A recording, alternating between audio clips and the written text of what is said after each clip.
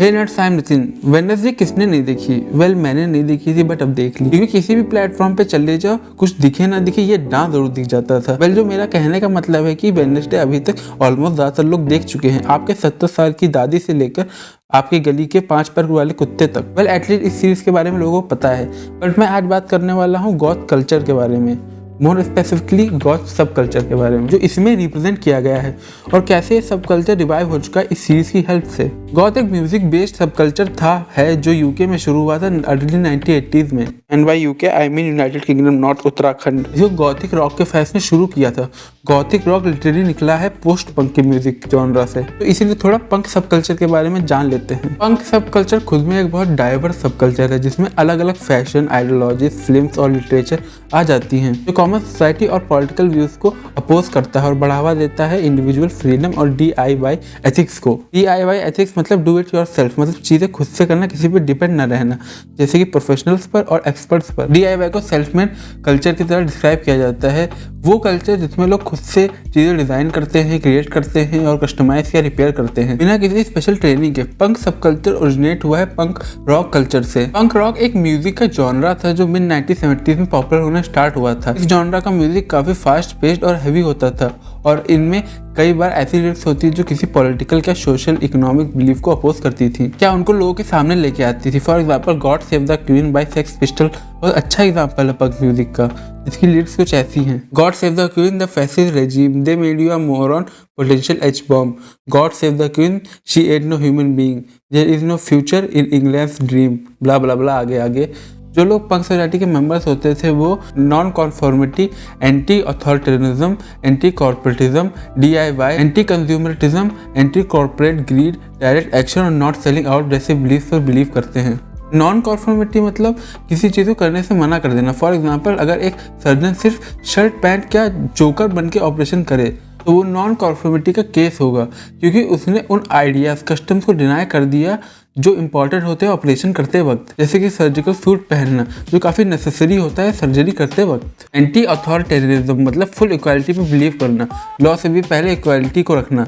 इसको कई बार एनार्किज्म की जगह यूज़ किया जाता है, जो एक आइडियोलॉजी है जो हायरार्कल ऑर्गेनाइजेशन और अथॉरिटी को अपोज करती है। और हायरार्कल ऑर्गेनाइजेशन मतलब ऐसी ऑर्गेनाइजेशन जिसके अंदर सबसे ज़्यादा पावर उसके पास होती है, जो उस ऑर्गेनाइजेशन में टॉप पे होता है, और बाकी सब उसके अंदर मतलब नीचे काम करते हैं, उसके ऑर्डर पे चलते हैं। एक टॉप वाला कोई एक सिंगल पर्सन भी हो सकता है या पूरा एक ग्रुप भी हो सकता है। एंटी कॉर्पोरेटिज्म एक आइडिया है जो डायरेक्टली अगेंस्ट है प्राइवेट सेक्टर के, स्पेशली किसी लार्ज कॉर्पोरेशन के अगेंस्ट है। एंटी कंज्यूमरिज्म एक आइडियोलॉजी है जो अपोज करती है लगातार चीज़ें खरीदने के लिए, क्योंकि कंटिन्यूस बाइंग ऑफ मटेरियल शायद एनवायरनमेंट पे खराब असर डाल सकती है, एनिमल्स पे खराब असर डाल सकती है, और इसमें सिर्फ उसी कॉर्पोरेशन को फायदा होता है जो वो चीज़ सेल कर रही होती है, और वो मटेरियल बनाने में भी अपने इकोसिस्टम पर काफ़ी असर पड़ता है और इससे लोगों की इकोनॉमिक स्टेबिलिटी खराब होती है। ये आइडियोलॉजी भी DIY को सपोर्ट करती है। एंटी कॉर्पोरेट ग्रीड पे भी वही बातें अप्लाई होती हैं जो मैंने आपको ऊपर वाले दो में बताई, जैसे कई ऑर्गेनाइजेशन सिर्फ अपने ग्रीड लालच के लिए वर्क करती हैं। डायरेक्ट एक्शन जैसे कि नाम से पता चलता है कि अपने गोल को अचीव करने के लिए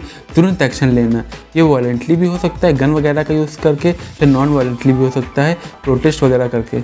नॉट सेलिंग आउट मतलब खुद के ग्रीड बेनिफिट, क्या और अच्छे से बताऊँ तो कुछ पैसों के लिए अगेंस्ट हो जाना उस इंसान के, उस आइडिया पे, उस ऑर्गेनाइजेशन के जिसके लिए आप काम करते थे, बिलीव करते थे। पंक फैशन में लोग कुछ ऐसा ड्रेसअप होना पसंद करते हैं, तो इससे मैं यही बताना चाहता था कि पोस्ट पंक लेट 1970s में पॉपुलर होना स्टार्ट हुआ था। कुछ पोस्ट पंक के आर्टिस्ट जैसे कि सूजी एंड द बेंशी, द क्योर और जॉय डिवीजन ने गॉथिक रॉक जॉनरा को डेवलप करने में और गॉथिक सब कल्चर को वैसा बनाने में हेल्प करी है जैसा वो है आज। गॉथ सब कल्चर दूसरे सब कल्चर्स की तुलना में सेमी एरा कहते हैं उनसे ज़्यादा सर्वाइव कर पाया और पूरी दुनिया पर अपनी छाप भी छोड़ी। गॉथ सब कल्चर कई चीज़ों और जगहों से इंस्पिरेशन लेता है, जैसे कि म्यूजिक में तो पंक से, पर उसके अलावा old low budget movies, horror films, vampire कर्स, माइथोलॉजीज जैसे कि केल्टिक क्रिश्चियन माइथोलॉजी, और गॉथिक लिटरेचर से। गॉथिक लिटरेचर के गॉथिक फिक्शन एक जॉनरा है जिसमें रोमांस तो होता ही है, बट मिस्ट्री, सस्पेंस, टेरर, और सुपरनेचुरल जैसे एलिमेंट्स भी होते हैं। इंग्लिश ऑथर हॉरेस वॉलपोल ने 1974 में अपनी novel the castle of Otranto में पहली बार इस जॉनरा को एक्सप्लोर किया था और यहीं से गॉथिक सबकल्चर भी अपनी इंस्पिरेशन लेता है, मतलब गॉथिक लिटरेचर से। इस स्टोरी कैसल ऑफ ओट्रांटो के बारे में थोड़ा मैं बता देता हूँ, जो काफ़ी इंटरेस्टिंग स्टोरी है। तो इसमें मैनफ्रेड जो रूरल होता है ओट्रांटो का, वेट कर रहा होता अपने बेटे कॉनरेड और उसकी होने वाली वाइफ इजाबेला की शादी का। बट शादी के दिन उसके बेटे पर बड़ा सा हेलमेट गिर जाता है जो आसमान से आया होता है और वो उसके नीचे आकर कुचल जाता है। और वो उसका एकलौता हायर वंश था जिसके ऊपर रिस्पॉन्सिबिलिटी थी और सन्स पैदा करने की, जो मैनफ्रेड नहीं कर सकता अपनी पत्नी हिप्पोलिटा के साथ। तो वो डिसाइड करता है कि वो अपने बेटे की फियांसे इजाबेला से शादी करेगा और उसके साथ बच्चे करेगा और अपनी वाइफ को डिवोर्स दे देगा या मार तक देगा। और जैसे ही वो इजाबेला की तरफ बढ़ता है उसके साथ बच्चे करने के लिए, तो वो वहाँ से भाग जाती है। और आगे भी काफ़ी लंबी स्टोरी, तो आपको पूरी पढ़नी है तो आप पढ़ सकते हैं, कि आपको सिर्फ समरी पढ़नी है तो आप वो भी पढ़ सकते हैं, उसकी भी लिंक डिस्क्रिप्शन में है। गॉथ सब कल्चर में लोग अलग अलग तरह से ड्रेसअप होना पसंद करते हैं, जिसे गॉथिक फैशन कहा गया है। इसमें लोगों के हेयर ब्लैक डाइड होते हैं और हेयर स्टाइल काफ़ी इंटरेस्टिंग यूनिक होती हैं। लिप्स पर डार्क लिपस्टिक होती है और ऑल ओवर क्लोथिंग भी पूरी डार्क ही होती है, कुछ इस तरह। दोनों मेल और female goth dark eyeliner, nail polish और लिपस्टिक पहनना पसंद करते हैं एक ड्रामेटिक इफेक्ट के लिए। एक एवरेज मेल की तुलना में एक गॉथ मेल ज्यादा कॉस्मेटिक यूज करता है। और गॉथिक फैशन और पंक फैशन में काफी सिमिलरिटीज है, क्योंकि लिटरली ये वहीं से इंस्पिरेशन लेता है। प्लस विक्टोरियंस और एलिजाबेथन फैशन से भी इंस्पिरेशन लेता है। रिसेंट टाइम्स में जो लोग इस कल्चर में हैं भी नहीं, वो भी डार्क फैशन स्टाइल में इंटरेस्टेड होने लगे हैं और इसीलिए वो कुछ गॉथ क्लोथिंग एलिमेंट्स को भी यूज करते हैं, क्योंकि डार्क फैशन में गॉथ फैशन कहीं ना कहीं कैसे ना कैसे आ जाता है। गॉथिक सब कल्चर का काफ़ी अच्छा इन्वॉल्वमेंट फिल्म्स वगैरह में भी है, जैसे कि गॉथ और हॉरर के बीच का कनेक्शन इसके कुछ स्टार्टिंग के डेज में ही दिखने लगा था, जैसे कि एक मूवी में जिसका नाम था द हंगर, जो 1983 की एक वैम्पायर फिल्म थी। और टिम बर्टन जो वेडनेसडे के प्रोड्यूसर हैं, वो जाने ही जाते हैं अपनी फिल्म्स के डार्क एटमॉस्फेयर के लिए, जैसे कि 1988 की बीटलजूस, 1989 की बैटमैन, 1992 की बैटमैन रिटर्न्स और नाइटमेयर बिफोर क्रिसमस जैसी मूवीज हॉरर एलिमेंट्स तो कैरी करती ही हैं, बट गॉथ सब कल्चर का भी यूज करती हैं। गॉथ किड्स को म्यूजिक सुनते हुए दिखाया जाता है, गॉथिक पोएट्री लिखते पढ़ते दिखाया जाता है, जो कुछ टीवी शोज को देखने और ऑब्जर्व करने के बाद पाया गया है, जैसे कि द साउथ पार्क और द एडम फैमिली में। जो सबसे अच्छे से गॉथ सब कल्चर क्या गॉथ फैशन को डिपिक्ट करती है वो है मोर्टिशा एडम्स। सोशल मीडिया की वजह से गॉथ एक दूसरे से इजीली मिल सकते हैं, कुछ सीख सकते हैं और ये एक्टिविटीज भी गॉथ के द्वारा की जाती हैं, गॉथ क्लब्स में की जाती हैं। गॉथ क्लब्स भी कुछ फैन क्लब्स की तरह होते हैं जहां वो गॉथ पार्ट लेते हैं जिनका इंटरेस्ट सेम होता है। बट सोशल मीडिया से पहले भी ये सब होता था ऑनलाइन फोरम की मदद से। 3 टाइप से गॉथ होते हैं। ऊबर गॉथ जो इस सब कल्चर के बारे में काफ़ी नॉलेज रखते हैं, इसको एडमायर करते हैं और काफ़ी लंबे समय से इसका पार्ट भी होते हैं। ओदर्स, इनको तुम गॉथ वॉनाबीज कह सकते हो, जिनको इस गॉथ सब कल्चर के बारे में इतनी नॉलेज नहीं होती है, क्योंकि ये यूजुअली यंग किड्स होते हैं जिनको गॉथ क्राउड का पार्ट बनना होता है, क्योंकि वो उनके लिए कूल होता है, क्योंकि वो उस फेज से जा ही रहे होते हैं जहाँ उनको कूल चीज़ें पसंद होती हैं और अट्रैक्ट करती हैं। मॉल गॉथ एक टीन बताया गया है जो गॉथ स्टाइल में ड्रेस करते हैं और मॉल्स में टाइम स्पेंड करते हैं, बट इनको सब कल्चर और गॉथिक म्यूजिक के बारे में इतना कुछ पता नहीं होता है, जिसकी वजह से ये भी पोजर्स कहे जाते हैं। BBC के अकॉर्डिंग गॉथ रिफाइंड और सेंसिटिव होते हैं, जिनको पोएट्री और बुक्स में काफ़ी इंटरेस्ट होता है। ये इतना ड्रग्स वगैरह भी नहीं करते हैं। टीन्स यूजुअली अपने एडल्टहुड तक सब कल्चर में रहते हैं और बाद में इसके ज़्यादा चांसेस होते हैं कि वो काफ़ी एजुकेटेड बन जाए और मेडिसिन के लॉ जैसे प्रोफेशन में चले जाएं। और ये टीनेजर्स भी वही होते हैं जो मीनिंग आइडेंटिटी की तलाश कर रहे होते हैं। गार्डियन ये रिपोर्ट करता है कि गॉथ सब कल्चर में काफ़ी ड्रग्स का यूज़ होता है और अलग अलग तरह के ड्रग्स का यूज़ होता है। स्टडी जो यूनिवर्सिटी ऑफ ग्लासगो में करी गई थी, जिसमें 1258 लोग थे जिनकी एज 11, 13, 15 के 19 के बीच में थी, जहां ये पता चला कि गॉथ सब कल्चर काफ़ी नॉन वायलेंट और टॉलरेंट होता है और इस सब कल्चर से उनके मेंबर्स को सोशल और इमोशनल सपोर्ट मिलता है, क्योंकि कई टीन्स मेंटल इलनेस और सेल्फ हार्म से इजीली कोप नहीं कर पाते हैं या बहुत जल्दी ऐसी चीज़ों का शिकार बन जाते हैं, जैसे कि अकॉर्डिंग टू गार्डियन कई गॉथ टीन्स के चांसेस ज़्यादा होते हैं कि वो सुसाइड अटेम्प्ट कर ले या खुद को हार्म पहुंचा ले। इसलिए नहीं क्योंकि वो सब कल्चर का पार्ट है, नहीं बट ये सब तो उनके साथ सब कल्चर का पार्ट होने से पहले होता था, इस सब कल्चर ने तो उनकी हेल्प करी होती है उस डिस्ट्रेस से लड़ने से जो उनकी लाइफ में होता है। एक मेडिकल स्टडी में जिसमें 1300 स्कूल चिल्ड्रंस थे, जिसमें पता लगा कि 53% ने खुद को हार्म करने की कोशिश करी और 47% ने तो सुसाइड भी अटेम्प्ट करी। बट इस स्टडी को काफ़ी क्रिटिसाइज किया जाता है, अनएक्यूरेट माना जाता है, क्योंकि इसमें बहुत कम गॉथ थीम्स थे और गॉथ भी डिफरेंट टाइप्स के होते हैं, जैसे हर पर्सन डिफरेंट होता है। एक शूटिंग का केस रिपोर्ट किया गया मीडिया के द्वारा 2006 में जो डॉसन कॉलेज में हुआ था, जो मॉन्ट्रियल क्यूबेक कनाडा में है, जहां किमवीर सिंह ने अंधाधुन शूट करना स्टार्ट किया, जिसकी वजह से कई लोग इंजर हो गए और एक तो ऑन द स्पॉट ही मर गया। किमवीर सिंह गिल गॉथ सब कल्चर में काफ़ी इंटरेस्टेड था। गिल ने खुद बाद में सुसाइड कर ली अटैक के बाद। अपनी ऑनलाइन जर्नल में लिखा, I am so sick of hearing about the jocks and making life hard for the goths and other who look different or are different. इसकी vampirefreaks.com पे भी प्रोफाइल थी, जहां इसने खुद को French the angel of death के नाम से डिस्क्राइब किया था और उसकी प्रोफाइल में metal and goth kick S भी लिखा था।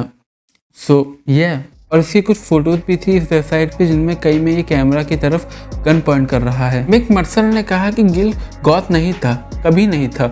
वो तो मेटल सुनता था और गॉथ के साथ उसका कुछ लेना देना भी नहीं था। बट रियली में गॉथ को काफ़ी अनजस्टिस और डिस्क्रिमिनेशन फेस करना पड़ता है। जैसे क्रिस्टीना हेंटेस बताती हैं कि वो गॉथ थी, इसीलिए उनको स्कूल में काफ़ी बुली किया जाता था और उनको सोसाइटी के प्रेशर से भी डील करना पड़ता था और इनकी खुद की मदर इनको अगली बताती थी। इन्होंने कहा, strangers would walk bye with the look of shock on their face, so I never felt pretty, I just always felt awkward. 11 अगस्त 2007 में एक कपल ऐसे ही घूम रहे थे, तब कुछ ग्रुप ऑफ टीनेजर्स ने उन पर अटैक कर दिया क्योंकि वो गॉथ थे। उसमें से एक की डेथ हो गई और 29 अप्रैल 2008 को 2 टीम्स को मर्डर के चलते लाइफ सेंटेंस भी दे दिया गया और बाकी ग्रुप के मेंबर्स को कम सजा हुई।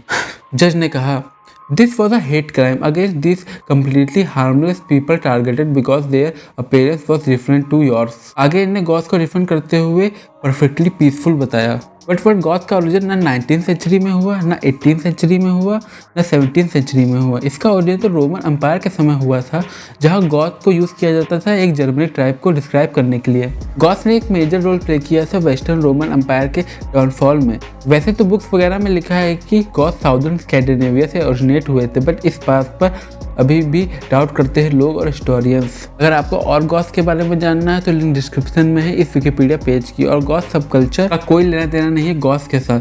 तो अब अपने मेन टॉपिक पे आ जाते हैं कि वेडनेसडे ने कैसे हेल्प करी गॉथ सब कल्चर को रिवाइव करने में। देखिए, वेडनेसडे कोई नया शो नहीं है, क्योंकि इसके कई वर्जन आ चुके हैं, जिसकी वजह से एडम फैमिली ने अपनी popularity through out generation sustain कर रखी है। 1930s की ओरिजिनल कॉमिक सीरीज से लेकर 1991 की लाइव अडेप्शन तक वेडनेसडे एडम्स को पहले ही यंग गॉथिक आइकॉन का स्टेटस मिल चुका है, जिसका सबसे ज्यादा क्रेडिट 90s की वेडनेसडे एडम्स को दिया जाता है। और ये कैरेक्टर तब क्रिस्टीना रिची ने प्ले किया था, जिसने नई वेडनेसडे में मार्लिन थॉर्निल का रोल प्ले किया है। बट टिम बर्टन का वर्जन थोड़ा अलग है, स्टोरी और स्टाइल दोनों। इस बार वेडनेसडे का रोल जेना ऑर्टेगा ने प्ले किया। और इस शो का मुझे सबसे अच्छा मोमेंट वो लगता है जब वेडनेसडे कहती है, I find social media to be soul sucking void of meaningless affirmation. Irony देख रहे हैं आप, इसी सोशल मीडिया ने वेडनेसडे को कहां से कहां पहुंचा दिया। मतलब जिसको कोई फर्क भी नहीं पड़ता होगा कि इस स्टाइल की सीरीज से वो भी ये सीरीज देख चुका है। मतलब पूरे इंटरनेट पे सिर्फ यही चल रहा है, वेडनेसडे वेडनेसडे वेडनेसडे। अरे बस भाई, जा रहा हूँ देखने वेडनेसडे।